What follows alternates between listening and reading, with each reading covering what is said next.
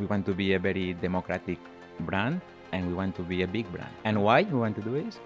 Because in this way we can have an impact and influence the industry and the society. And here we're talking always about the Patagonia as a reference. We don't want to do a niche brand that looks super nice but stays small. No, but we want to build one of the top 5 outdoor brands.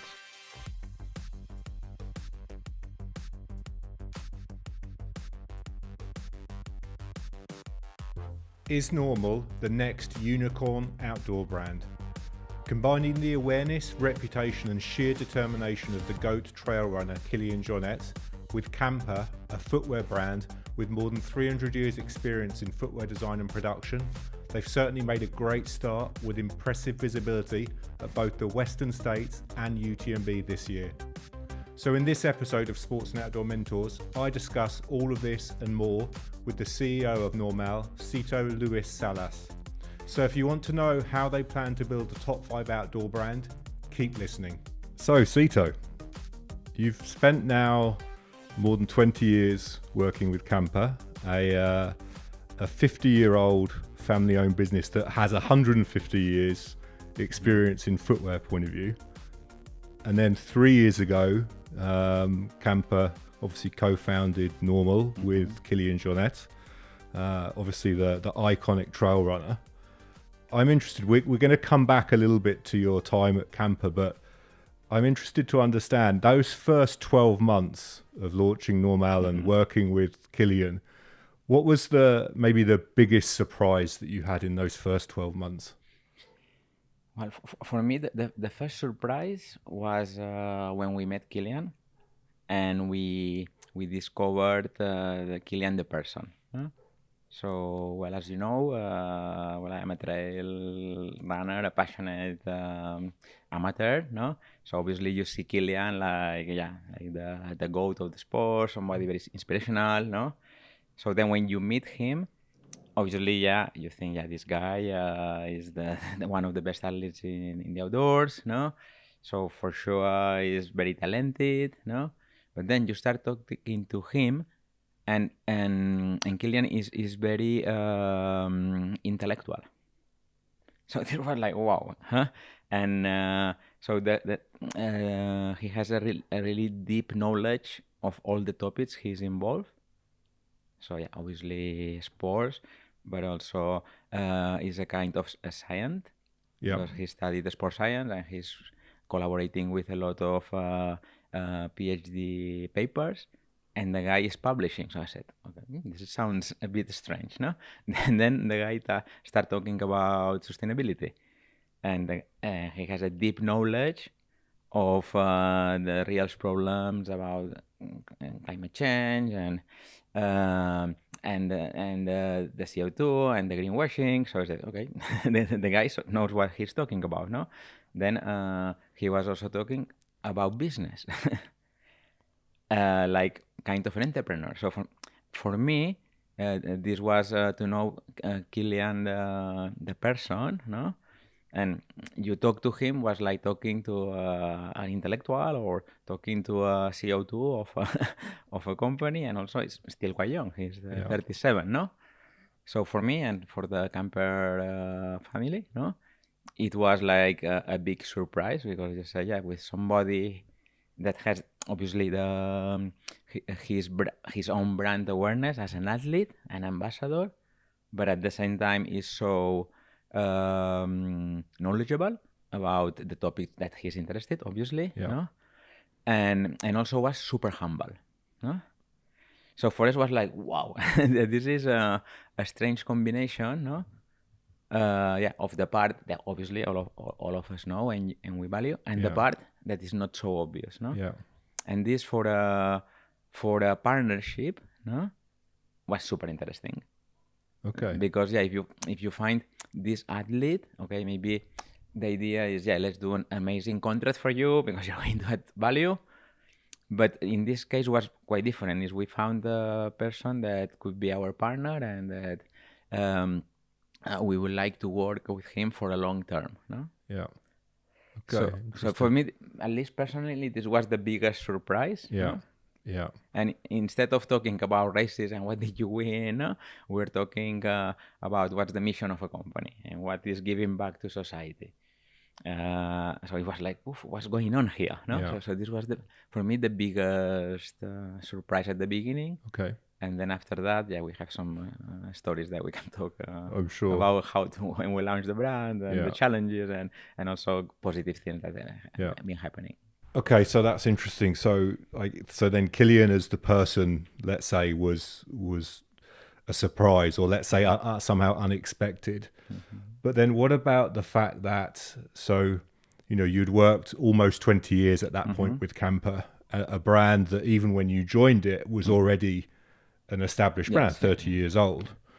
So going from working in several different leadership positions in Camper, as you did, to now essentially launching a startup, albeit obviously with plenty with benefits of Camper, but from that point of view, what were those kind of early challenges, early difficulties, and maybe not from a business point of view, but also from a personal point of view? I know. Yeah, no, it's clear. It's a good question. Huh?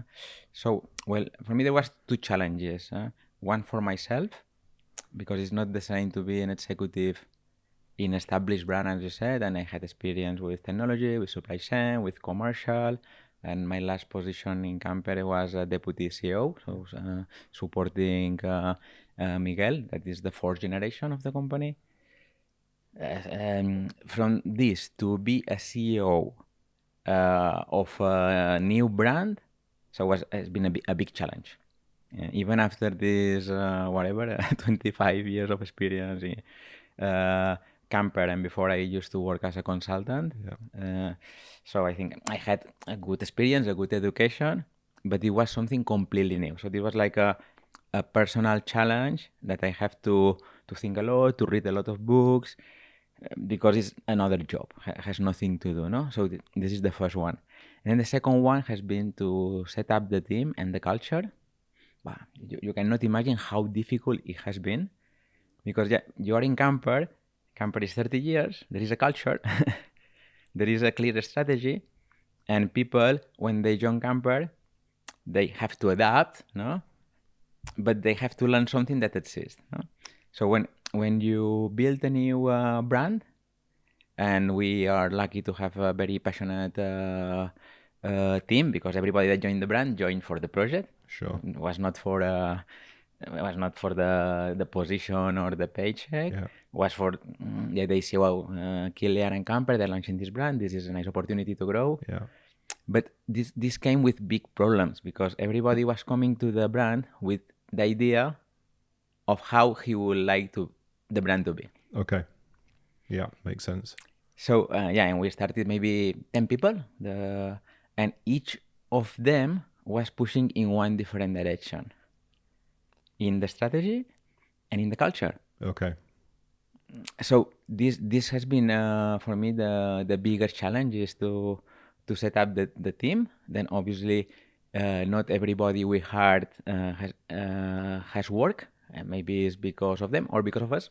So Sure. So yeah, I'm very very realistic about this. Of course. But this create a lot of tensions, because a lot of people that came with a lot of energy, good professionals, and some of them could not adapt, and we had to let them go after a few years. And even the ones that we have adapted, I think now we have a very aligned team, have struggled, starting with me and the other directors, no? Had a struggle, and then we had a moment that, okay, how is this work? And then some people we were able to connect, and we are in this process of building the culture and at the same time the strategy. And to align the culture, strategy, and the team, for me this has been a bigger challenge, but also a bigger learning. So it's as always. Huh? And I'm interested because, as you said, Camper was there and had its own culture. So, and also you've got Kylian as well. So, how much is the let's say, the culture of Normal today? Where does the influence come from? Camper, come from Kylian, come from you? I guess it's probably a mixture, but how did you get to where you are? Yeah. This has been the real challenge because we had some part of the team is coming from Camper, and one of the founders, the Camper family, has the cartel. Myself and some other people, which are in the management team, are coming from Camper. So these people obviously come very aligned in the way of working. No? Then also we have a part of the team that is Kylian's team. So for instance, the marketing director, he's Jordi, and he's also in the board with the two founders, myself, and he has been working with him like 15 years. And also they brought to the team some managers and they had their culture, which was like even a smaller company, kind of a sports marketing agency, no? And then the other third of the team are professionals that are coming from the industry, from big brands, and I would say one of each big brand. Yeah. So when you put all this together, so we have to build, or we're trying to build a new culture that's trying to get the best of each. Yeah. And this is the positive side. Yeah. But then sometimes there are clashes. Yeah. For instance, there is one example that we discuss a lot, that, for instance, in Camper, we believe a lot in working in the office. Working in the office. Yeah. And because we do product, we like to go every morning to see the prototypes. Yeah. And also, at least our experience is that when people work together, the magic happens, no? Yeah. But then, Kylian's team, and they are working in 100% remote. Yeah. And they are also very proud, and it's working for them. And because also has some advantages, because you can have like maybe the best people in the world working together in a digital way, no? Yeah. So we have a kind of mixed culture. No? Yeah. So this, I think, is positive because if you can be together to build the product, I think it makes sense. Yeah. But also to be able to have somebody working in Norway, for instance, Kylian is part of the team, or people working in the Alps, I have 2 or 3 people, or in the Alps, or in Pyrenees, is also good, no? But then it's not easy because you have the same two ways of working together, no? Yeah. So for me, this is one example, no? But this could happen with everything. Yeah, yeah, interesting. Okay, great. Well, look, we'll come back much more to Normal later. But you mentioned there already that you started out as a consultant, and I think you studied telecom and engineering, and then you went into consultancy, and then you joined Campus. So tell me about the journey, because that's not an obvious path, right? Well, not to me anyway. But. No, I think it's life. No, so I studied in engineering because in school I like more the scientific part. Yeah. So and I was kind of good with maths and physics, and at that moment, telecom engineering or electrical engineering, as you call it in England, it was kind of a good career. No? Then I think it's a good education, engineering. But it was very general, and very theoretical. At least in Spain, and I was studying in a good university, the Polytechnic of Barcelona. And I think we got a really good education, but for me, very theoretical. No. Okay. But then it's good things because you're exposed to to programming, to internet, to mobiles. To antennas, no? Maxwell equations, so a lot of things that I never used in my life, no? But you have 5 years, strong years of a very formal education, no? And then when I finished my degree, I realized, but I don't want to work on these so theoretical and technical things, no? And I started looking different jobs, and I discovered the consulting, so business consulting. I started working at Arthur Andersen, which was one of the big 5 at the moment. And this business consulting was interesting for me because you were mixing some technology. So we were doing, the first websites or implementation of SAP or business process reengineering. So engineer could do a good job, because it's about the structuring information, no? But at the same time, you were doing it for a business, no? And well, there I got the interest of business, no? And then when I was around 30, yeah, with my wife, we decided to move to Mallorca. And yeah, in my case, I found this job in Camper. That yeah was Camper was one of our customers because Okay. yeah. Okay. So yeah, obviously, I mean, and it was also very nice brand Yeah. because for me I realized that I like more the brands that have product than the brands that do services. Okay. Yeah. Yeah.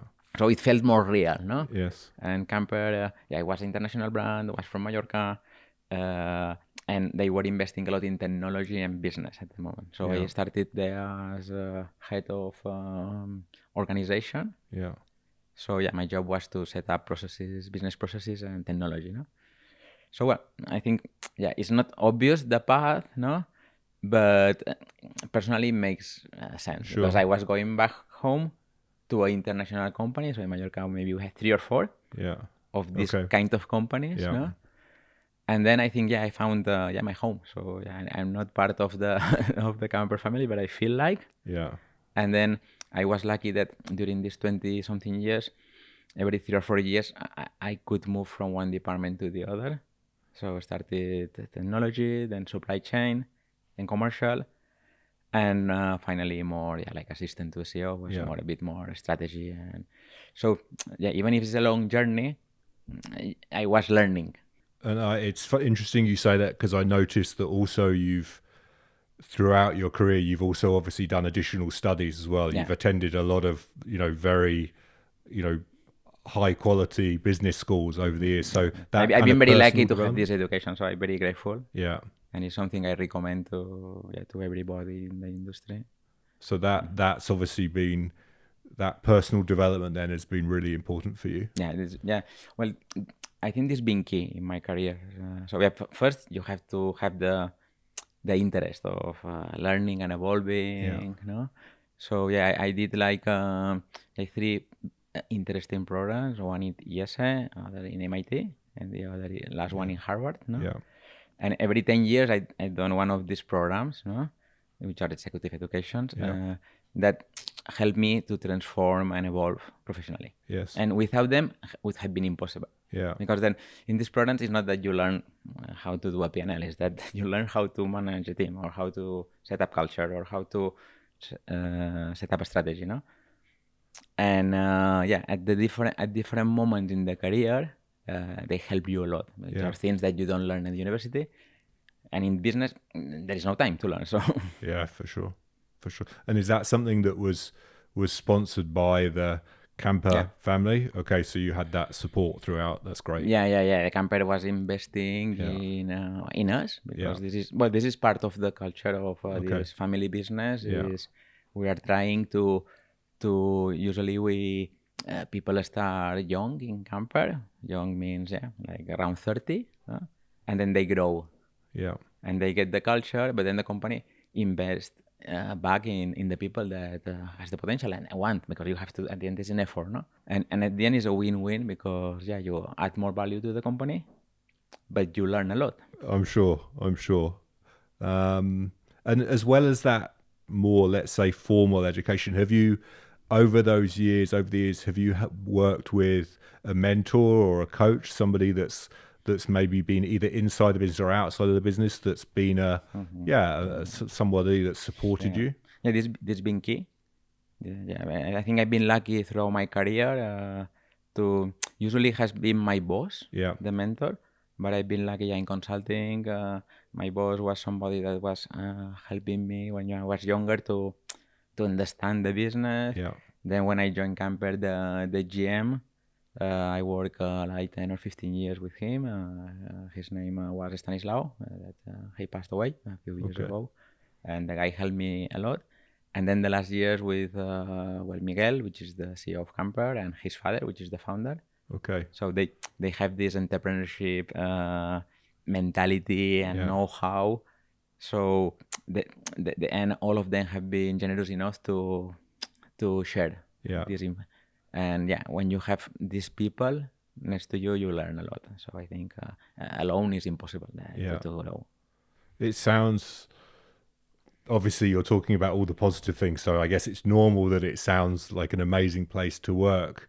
You said that you were already, Camper were already a customer for you as a consultant. So did you already have in mind that, okay, this is a good company, I would like to work there, or was it more the other way? How?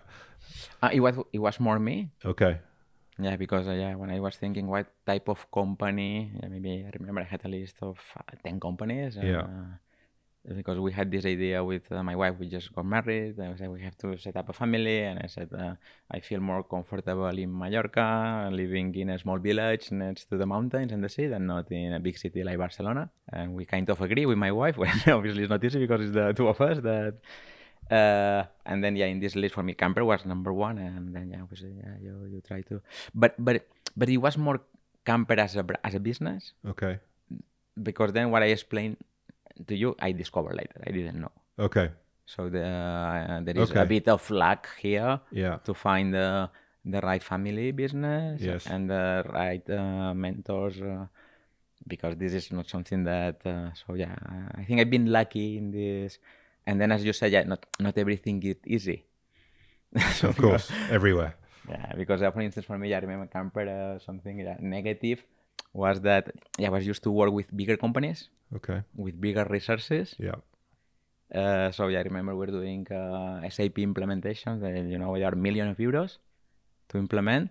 And when I joined Camper, I said you have to do it with 10 times less money. Yeah. And I said, no, it's impossible. I've been 6 years doing these projects. I know it takes this time. And said, but we don't have the resources. We are not Apple. Yeah. Or we are not a big bank. So for me, this was super tough because I was next to leaving because I said, they're asking me the impossible. I'm going to fail. So Camper is a mid-sized business, and I was used to work with bigger brands. So for me, it was challenging, and this is happening to a lot of people that join Camper coming from bigger companies. That they are used to do a project with, 7 figures, and there it's 6 figures or 5. Yeah. And you have 10 people helping you, and there you're alone. Yeah. Well, so this is a big challenge. So how did you adapt to that? Because I think that's really interesting, because I think that happens, obviously, in my role as a headhunter. I see that quite a lot, where you have people coming from bigger brands going into smaller, taking a more senior role, but finding an environment that is very different. So I have some friends now that we hired that work in Camper or in Normal, and coming from Nike and Adidas, which are the biggest brands in the industry, and they're very passionate about working with Camper or Normal, because they think here we can make a bigger impact, no? But then they come with this backpack that I think they are really good in processes and go to market, but they can only do it with big budgets, and usually even with big agencies behind, no? So when they join Camper or Normal, even smaller, imagine, no, is a big challenge, and there is a big clash at some moment, and I had it. So but how did you overcome that then? But because you've overcome it twice, actually. You could say. And I tell them, you tell me it's not possible. I tell you it's possible, but I tell you that you don't know how to do it. Without the resources. So you have to do a big effort to adapt. And usually the fight is they tell you, no, Camper has to adapt. I said, no, this is not going to happen. We have the resources we have. So it's you that have to adapt. And I had this with 3 or 4 people working with me. And what happens is not everybody can make it. And some people cannot adapt. And then the ones that adapt, they suffer a lot.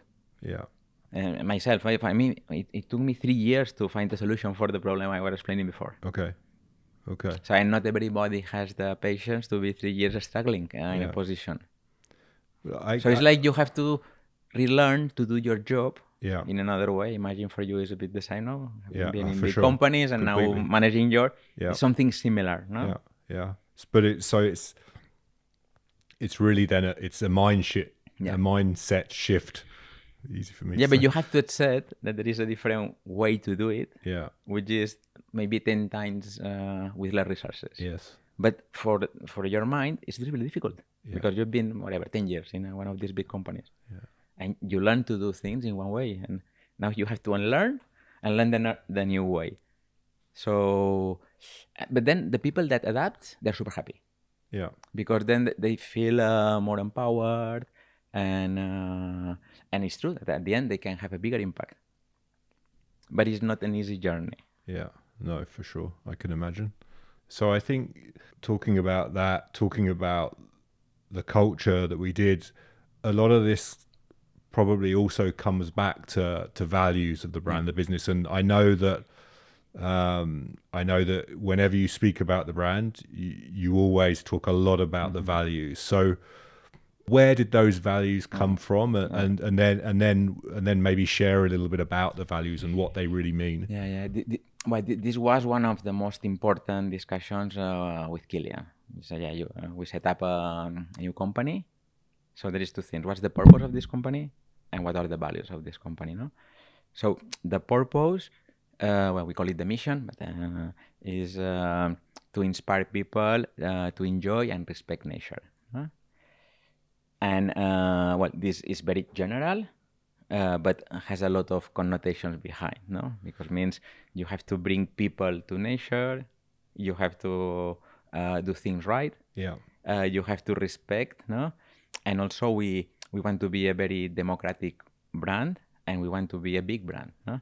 So behind this sentence, there is some important agreements within the partners, because we don't want to do a niche brand that looks super nice but stays small. No, we want to have an impact. No, so the discussion behind this, we want to build with time. Maybe it takes 50 years, but we want to build one of the top 5 outdoor brands. Yeah, great. So we have this big ambition. And why we want to do this? Because in this way we can have an impact and influence the industry and the society. And here we're talking always about Patagonia as a reference to say, what type of brand has done something positive, creating a sustainable business. So we say, what Patagonia did and Chunard, for us it was amazing. No? So this is a bit the mission of the company. Yeah. And this is a big discussion, because this means that you are not setting up a brand to go fast and sell it in 3 years. Yeah. This also means that you have this aspiration to be big. Then maybe we ship it or not, but you're setting up the company for this. No? And then, so this was the mission, no? Then the values, no? So we have 4. Well, the values we have 4, and they come, I would say, from Camper and from Kylian. Okay. And this was an agreement, no? Some of them were already there because both of the two partners have it, and others were new for the brand, no? So, for instance, the first one is authenticity, no? Yeah. That for us means we want to do things which are real, no? Yeah. And this is obviously represented by Kylian, because he has this real know-how about the outdoors, the mountains, the product. So everything he does is he experienced himself, and it's real. And we do a product, and he tests it, and he does this alpine connection. So it's not fake, no? Then the other part is the Camper. You have this shoe business know-how. So 150 years doing shoes. So obviously, we know how to do a shoe. So we know how to do a last, how to do midsole. And then the third part is coming from the team, that we are hiring people that is very passionate about outdoors. Yeah. And now it's kind of a requirement. No? Yes. Maybe if the brand is bigger, at some moment you can have, but I would say that now we are around 20, 25 people. Yeah. And all of us are trail runners. Okay. Different levels. One is Kylian, and then you have some. Well, for sure, different levels. No, but all the employees are trail runners. All of us test the product, go to races. So this helps to build this. Then the second value is NNormal. Yeah. That here, well, we can talk a bit about the name of the brand because I think also hides some interesting discussions. So NNormal is this idea of trying to do things different and to add something positive. We said, no, we don't want to do like the other brands.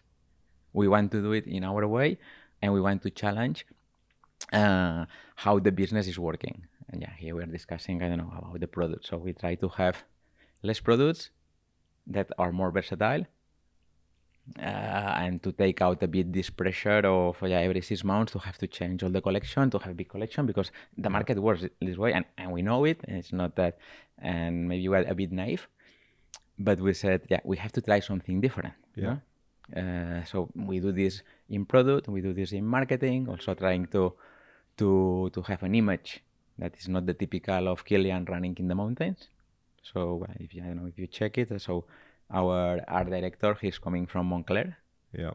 His name is Regis, and he's trying to do an image which is contemporary, modern. Sometimes it's not so obvious because Kylian's now I am appearing here like distorted and fly, but it's positive, no? And then the third value is to be useful, and this is talking about product. Yeah. So we only want to do products that are useful or versatile, and only for instance, now we have two franchise lines, and we have idea to have a third one for shoes, and then we stop. Yeah. And then we improve them every 2 or 3 years once we have a big improvement. So with that, we try to take out a bit this pressure of everything, which is not easy because the industry works like this, better than me. And in camper is the same, and in the big outdoor brands, you have this pressure because you have to sell. Yeah. So here, this is the usability, and the last one is the commitment, and this commitment is double: is with society and with environment. With society, the idea is this: let's try to build a big company that can give good jobs to people, and that people that work with us, can make a living in a positive way. So try to create high quality jobs, no? And the other one is with the environment, and here we channel it basically through the 1% of the planet. Yeah. That 1% of the sales are going to the Kylian Jornet Foundation. Yeah. And this one was one of his main motivations to build the brand, which is let's try to build a brand. Yeah. If we know how to do it, we get a bit bigger, we get resources, and then one part of, because now when you're a small brand, 1% is nothing, but when you're a big one, and this is kind of signed in the partners agreement. Yeah. So this could be relevant, and then his foundation could have resources to have an impact, no? Yeah. So so for these 4 values, try to set up everything we do. For instance, I was thinking that, for instance, in product, now our main value for sustainability is durability. Yeah. And we had big discussions because, nowadays you can talk about CO2. You can talk about recycled material. Yeah. You can talk about this resale. No? Yeah. And we say, no, for us it's different. For us is, first is durability. So if our shoes could double that the rest on the industry, which is a bit ambitious, the thing, is the best way. And as a trail runner, we use maybe 6 or 7 shoes a year. So we said, can we use 2 instead of 5 or 6? And we said, if we achieve it, while doing business, we are adding something to the industry, and then everybody else will have to increase the quality because. And as a brand, we talk a lot about durability. We measure, and we've published 2 durability studies. And one shoe, the average was 1,000 kilometers, the other is 150. And this puts a lot of pressure on us because obviously not all of them last 1,000 kilometers. It depends on who is the user. For me, probably it won't last so long.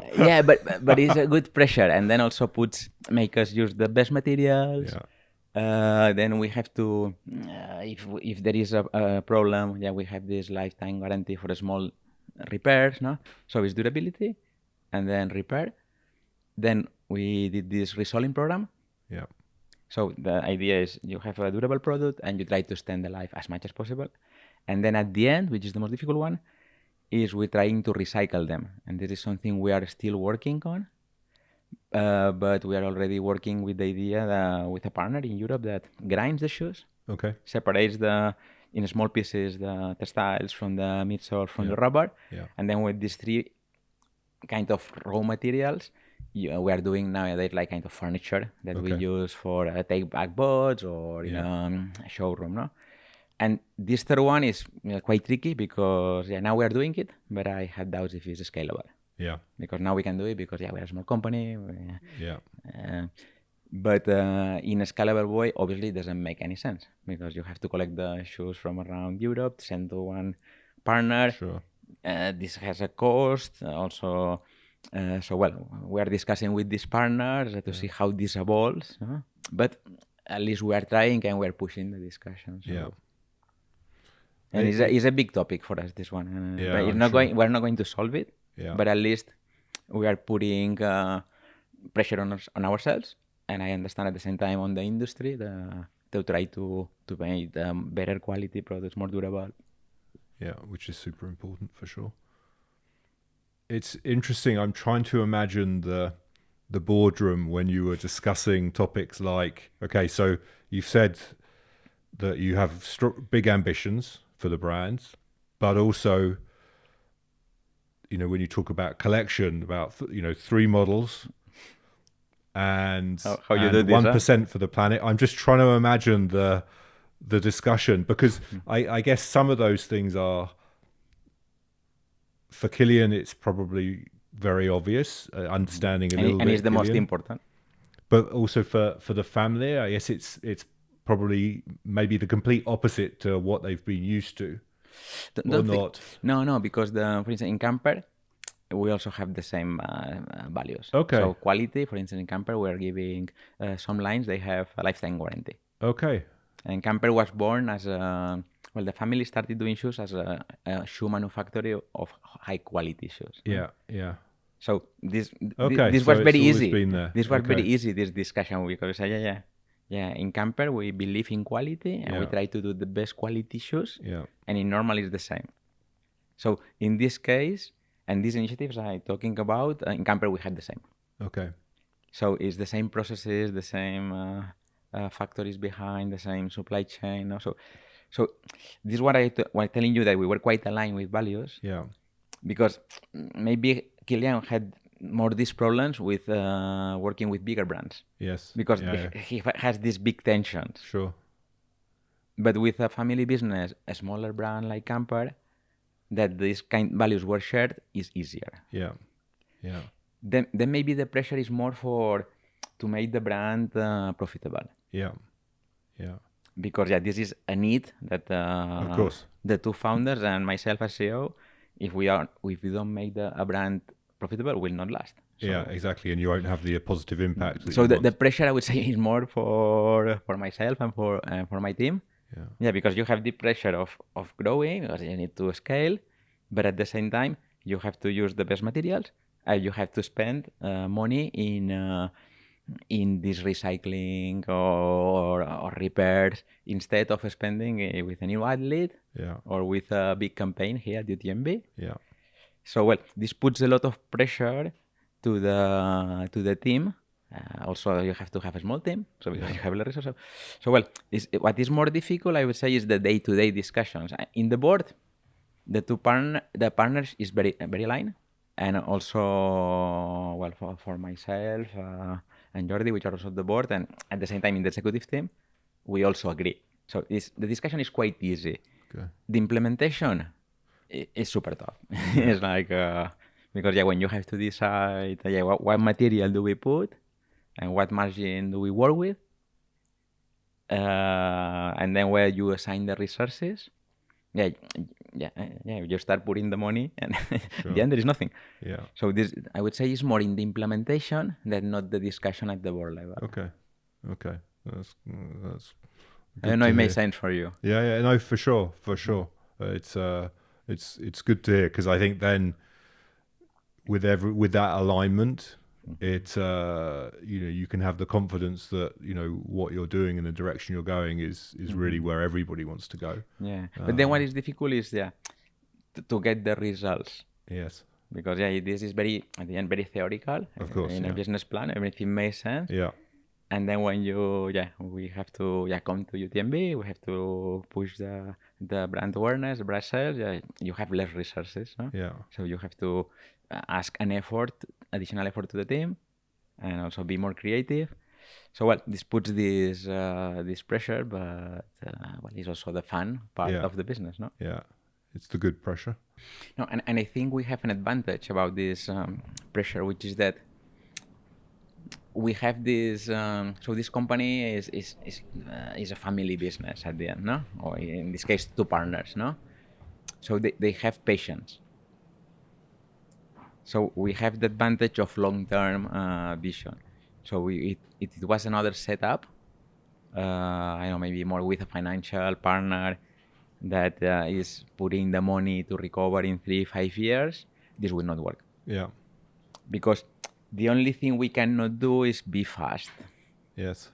Because you want to do things right, it takes time. Yeah, for sure. And nothing works at first. Yeah. So if we had the time pressure or the returns of investment pressure, I think this would not be possible. So, and I've been talking with other CEOs of big brands, and they said, you're super lucky. I never had this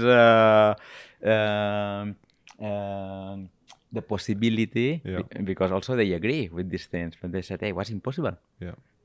Because I had to deliver in 2 years. If not, I am out. Yeah. So what you do, no? So in this case, we have the disadvantage of having this long-term vision and also patience from the founders, because at the end they are putting their money in this adventure.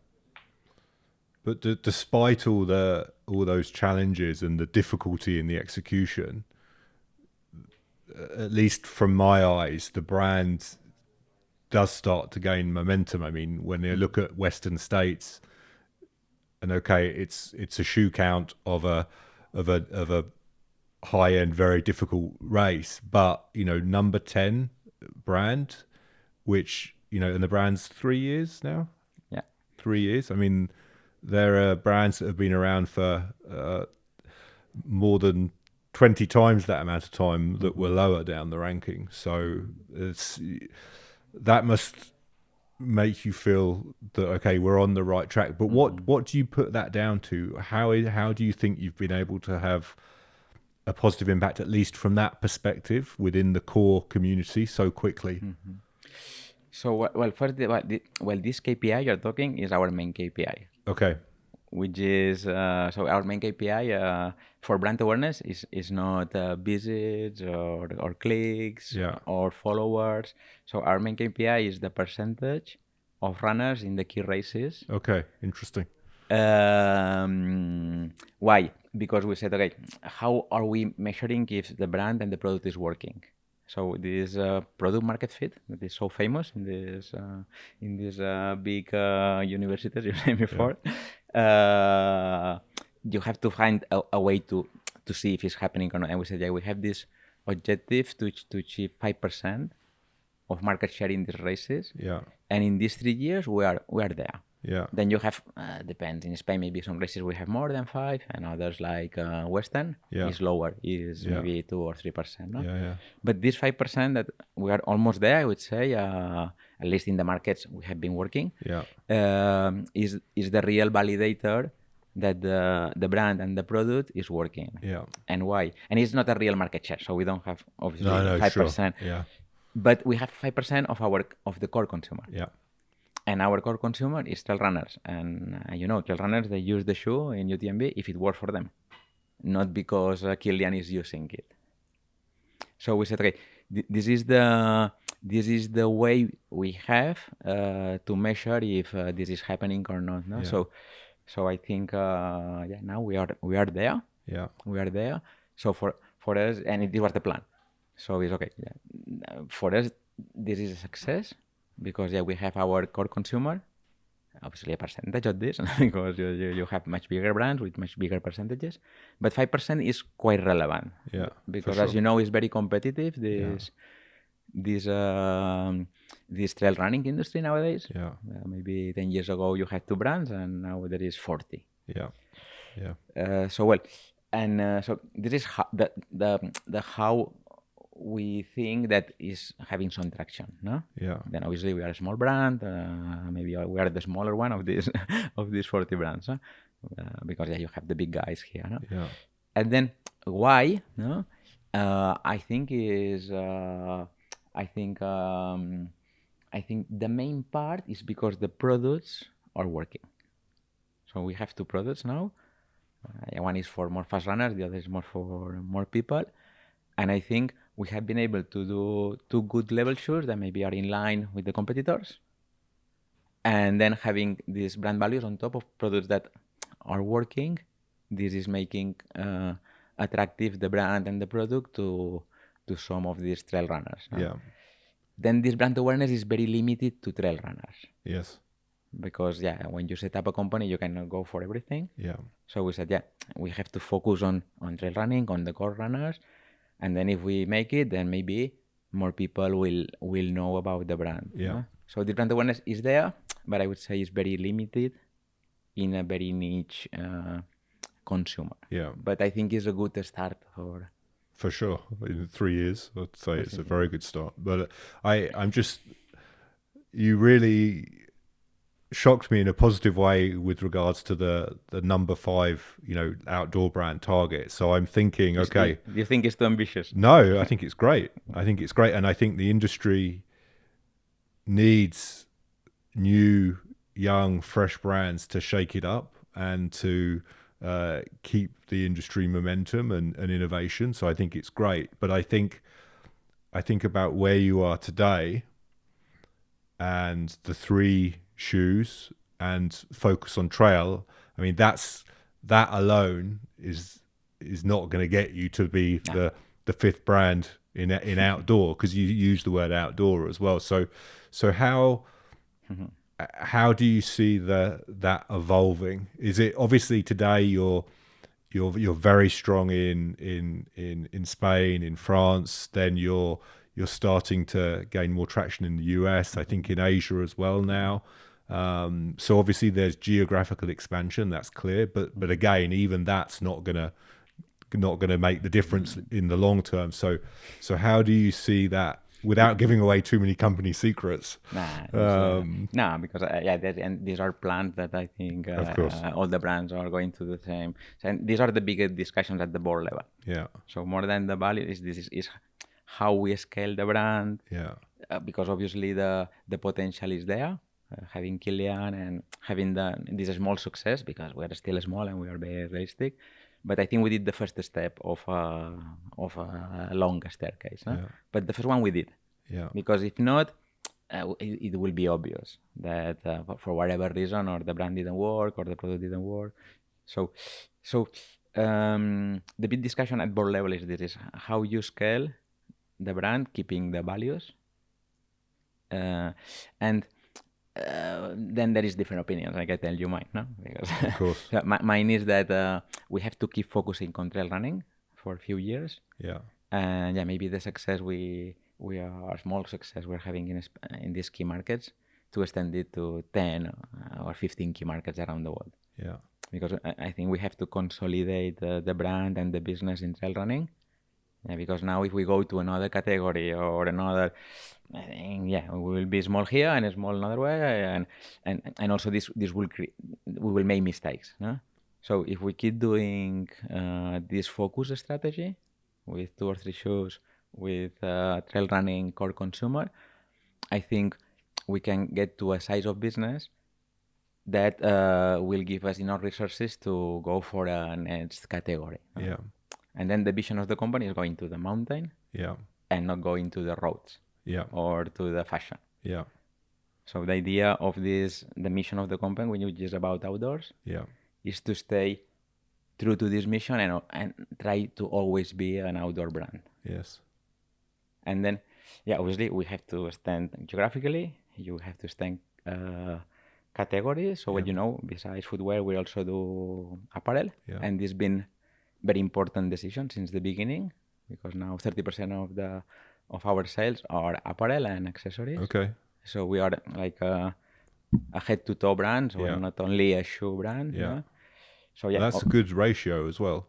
yeah. It's and maybe it's like you said, it's good to start it at pretty much the same time, because I think, you know, Yeah, if not, I think it's impossible. yeah, once you're very strong in one, it's very difficult to go the other way, as I've personally experienced. You experience both this? ways, actually, at Columbia and at Salomon, both ways, the opposite. So yeah, that's interesting. Yeah, but we have the same experience in camper. After 50 years of doing shoes, it's really difficult to do a category extension to apparel. Yeah. So in NNormal, we said, okay, since the beginning, let's try to learn to do the full look, because this could be more interesting for the future. But it also made your life and the team's life much more complicated, no? I mean, it's... I think we have a really good strategy and a really hard time implementing. Because it's not easy for us. Obviously, we are lucky to have Kylian and Camper, because if not, without these assets, would be impossible. Yeah. But then sometimes people tell me, no, but it's super easy because you have Kylian, you have Camper, you just go. I say, no. It's super tough, because it's a new brand, it's two categories, it's global, no? And we're having challenges everywhere. Yeah. Yeah. So you have to set up the supply chain. So you have to do the quality control. You have to clear customs. It's a new brand, and then even the processes you have to set up. So all the technology, all the website, and then you have to develop the product, and it has nothing to do the rain jacket with the trail running shoe. No. And different supply chains. So yeah, for sure. Yeah. But it's at the same time is what making very interesting this project. Yeah, for sure. For sure. If you love it and you have the passion, it's super nice. But and the problem is that you end up working 7 days a week, and your head never stops, and talking not about me, about the team. Yeah. And sometimes we are a bit stressed out, and you have to say, okay, let's relax. Yeah. Because if not, it could be too much. No? So it's really interesting, because Camper as a brand is around 300 million, around something like that in sales in euros. Obviously, then the ambition for NNormal is bigger than Camper is today. I mean, the 5th biggest outdoor brand is bigger than 300 million. So, you know the industry very well. Yeah, for sure. 30 years, you know. But it's very important here, the timeline, because if you say these figures sounds crazy. Yeah. And we are aware that this is more a vision of the company. Of course, And then in Camper, it took 50 years to achieve 300 million. Yeah. And I know how difficult it is to achieve even 100 million. Yes. So you put a target which is very ambitious, it's very far. Yeah. But at least you have to look, because this helps us a lot. Because if you don't have this, you end up doing maybe a niche brand that is amazing, but it's set up to be niche. Yeah. And if you target to be top 5, maybe you end up being top 10, and it's fine. And nothing happens. No, sure. But I'm thinking again about at the very start. So what were those discussions inside Camper at the very start? Maybe talk a little bit about that. And then, I know the story about then the discussions, but I think it's interesting maybe for the audience to understand kind of the initial thoughts in Camper, and then how that translated into to Kylian and where you are today. Yeah, I would say from Camper point of view, there is this entrepreneurial spirit to launch international brands with and try to compete with the leaders. And this happened in Camper. And Camper has the same. It has competitors which are bigger than 1 billion, and Camper has been between 200 and 300. But you have the ambition to be there, no? And then you achieve it or not. So then, the end, each brand has some limits, no? So we had the idea that, yeah, and I also think Camper is a brand that can be much bigger. So for normal, obviously, yeah, you start smaller, and it will take maybe, yeah, these numbers we are talking will take 50 years, and it will not be us. Maybe it will be the next team, the next generation. But our role is to set up the path, no, and then reach whatever. Yeah. And if we reach 50 million, 100 million, it's fine. It's not. But then important that you are in a path of having a sustainable brand. And then I would say that the volume is not so important at the end. Yeah. But was it... If the company can stay long and be profitable and be sustainable, I would say is irrelevant. But at the start, was it before the first conversations with Kylian, was the thought already outdoor, or was it, okay, no, we're going to do another brand? No, was outdoor. Okay. Yeah, because we thought that Camper is covering all this casual business in a nice way, no? And we are very proud of it, and we have good collection and good designs, no? But then we realized that the shoe business is being taken over by sneakers. Yeah. And some of these sneakers came from athletics, and nowadays it's happening with trail running.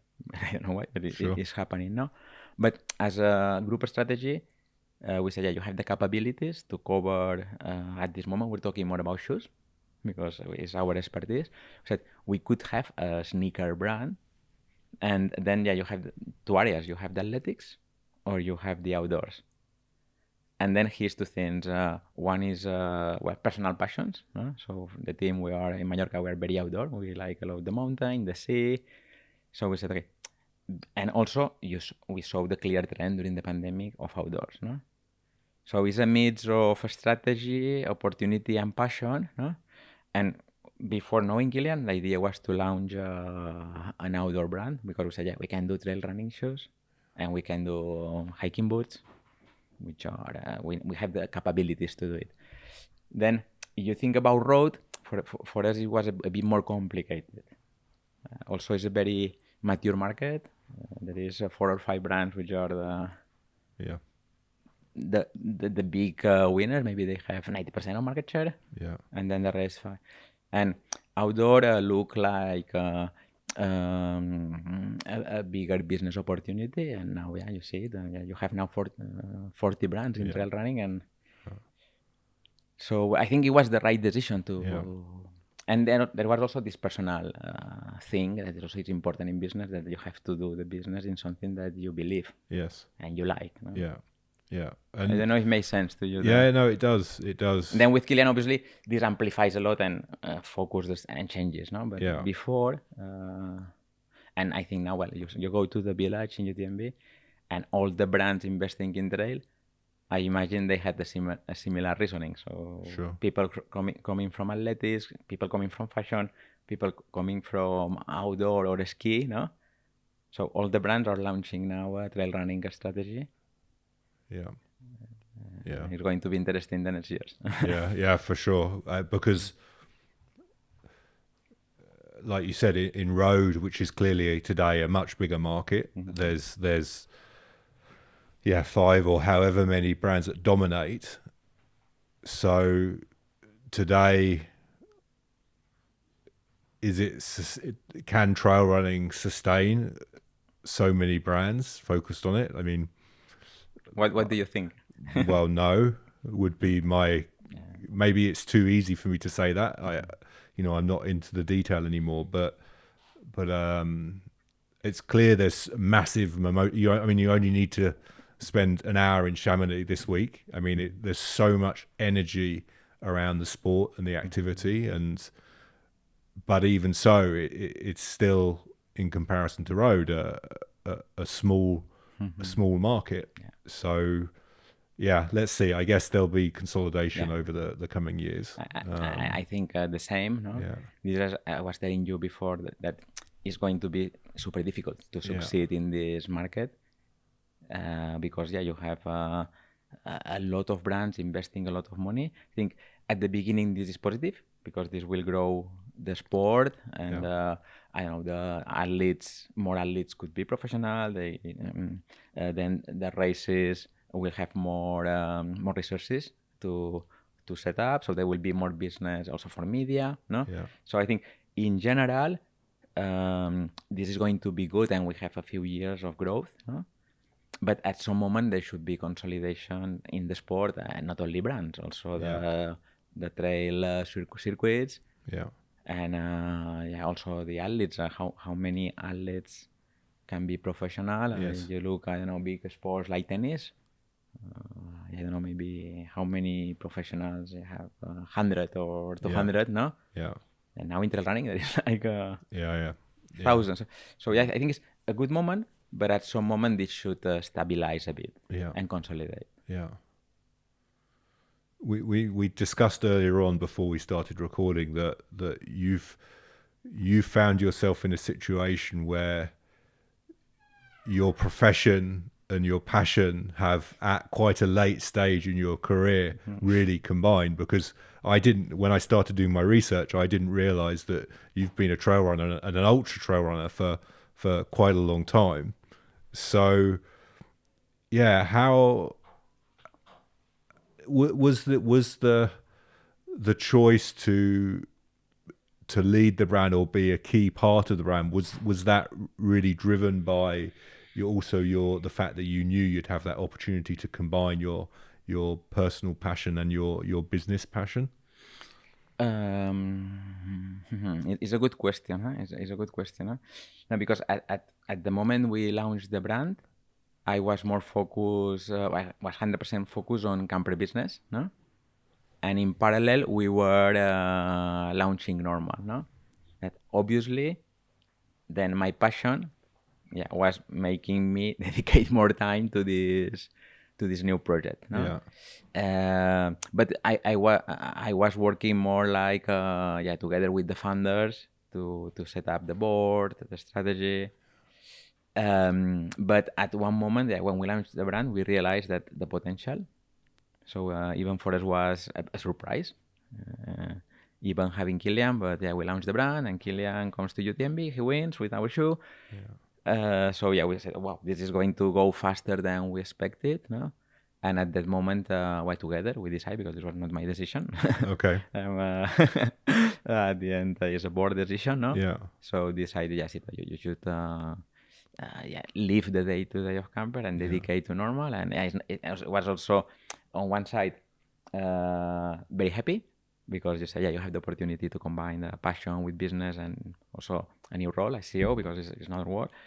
But also it was a risk, because moving from a big company, bigger team, to something smaller, that when you launch, you don't know where it will be. But it was, I think, a good decision. And then if it works, it's amazing. And if not, we're enjoying a lot and we're learning a lot. So absolutely. We don't have too much time left, which is really annoying, because I have so many questions and it's such a great conversation. But looking back over your career, what's the best piece of advice you think you've ever received? I think has been the combination of 1,000 things. No? So at least in my case, has not been, I had this advice and this solved my career. No? Okay. So maybe I'm not so talented, or it's not that easy. I don't know, but that's fine, because then I'll turn it another way then. For me, it's been 25 or 30 years of learning. Well, this is Kylian gave me a good similar solution, because I was asking him the same. Why are you so good? Is the talent? I said, no. I've been since 15 years old, training every day. And every week he was doing 200 kilometers for 30 years. And he said, after 20 years, your body adapts. And then you have advantages, no? because all the is more technical, his explanation, and not Sure. the scientific. But he said at the end the body is a system, no? Yeah. That is about consistency. And he said, I achieved this because at 15 years I was already running in the mountains, no? And during 25 years, I've been that thing in my body and my mind to be able to do these crazy adventures that he does. No? Yeah. And I think in my case, it's something similar, Yeah. but the same, the equivalent, but in the business. Yes. And you have to learn a lot of skills. And at some moment, you have to combine a bit of everything. Yeah. Yeah, because you need from finance, from team management, to business vision, to commercial skills, to, I don't know, supply chain, which is more engineering, my background, no? And I think you need a bit of everything to be able to run a business. No? Yes. So for me, it's not one thing. Yeah. Okay. So and I have to summarize in one thing is this consistency Yeah. and this long-term learning. Yes. And for this, you need a topic that you are passionate about, Yeah. and you have to keep learning. Great. Okay, perfect. So if I think you turned 50 recently, no? Yeah. I'm 51. 51. Okay. I don't like to say it, but it's the reality. I turned 50 this year as well, so it's okay. But my wife tells me I have a mentality of 30. Oh, really? Okay. And she says it in a bad way, I but was for me gonna super say, positive. For me super positive because I said, thank you. She said, no, but you are like That's what I was going to ask. Is that in a good or a bad way? in a bad way, but for me super positive. Okay. But so let's say that you, 3 years normal, 20 years at Camper, you've got your 5% brand presence on the races. I'm going to retire now. Good. What's your message, your last message to the team? No, for me, is that they learn this